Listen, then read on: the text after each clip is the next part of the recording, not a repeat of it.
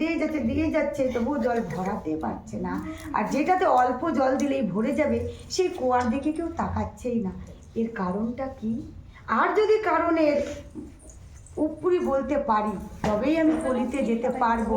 আর কলির আমি সেই নিতাই আর গৌরের দেখা পাবো, দেখা পাবো। তখন বলছে, দেখো বাবা, আমি জানি তোমরা সবাই এইরকম বলতে পারবা না, কারণ কলি যে আসছে আমাদের কলি, সেই কলি হবে কি পাপাচার। সেখানে সত্যের কোনো বিচার থাকবে না, সত্যের কোনো দাম থাকবে না। যারা সৎ পথে চলবে তারা নিচে পড়ে থাকবে, আর যারা অসৎ পথে চলবে তারা দিক দিক দিক দিক করে উপরে উঠে যাবে। আর যারা মিথ্যা কথা বলবে তাদের গুণগান চারিদিকে ছড়ে যাবে। আর যারা সৎ পথে চলবে তাদের কোনো মূল্য থাকবে না। বলে কি কেন কেন বুড়িমা?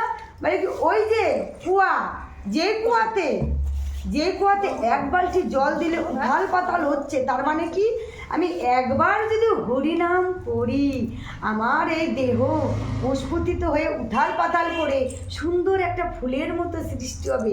কিন্তু আমরা তা করব না। আমরা কি করব? যেখানে পাপ, যেখানে কুকথা, যেখানে নিন্দা, সেখানে বারবার যাবো। এই শুনে আসি তো ওর বেটিটা যে পালাই গেল, কি হয়েছে? ওর বেটাটাকে যে পুলিশে ধরে নিয়ে গেল, দেখি তো কি হয়েছে। কিন্তু আমরা সেখানে যাব না যেখানে আমাদের গীতা পাঠ আস্বাদন হচ্ছে, যেখানে আমার মধু কথা শুনতে পাবো, যেখানে আমার এই দেহের খিদা মিটবে। আমরা সেইখানে যাব না। তদ্রূপ ওই বুড়িটা সেই ফাঁকা কুয়াতেই বারবার জল দিবে, কিন্তু ভর্তি কুয়াতে কেউ ফিরে তাকাবে না। তারপরে বলছে ওই যে বৃদ্ধ মহিলাটা, সে খড়ির বোঝা উঠাতে পারছে না, তবুও তার মাথাতে বোঝা চেপে নিচ্ছে। কারণ কি?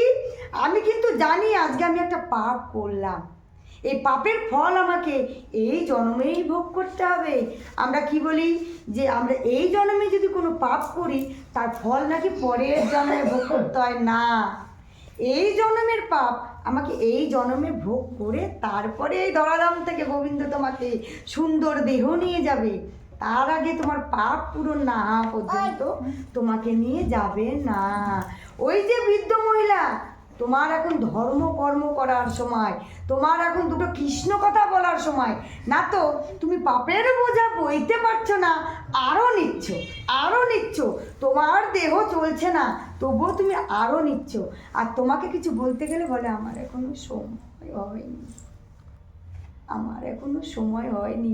মাগো, সময় হয়নি না, সময় চলে যাচ্ছে।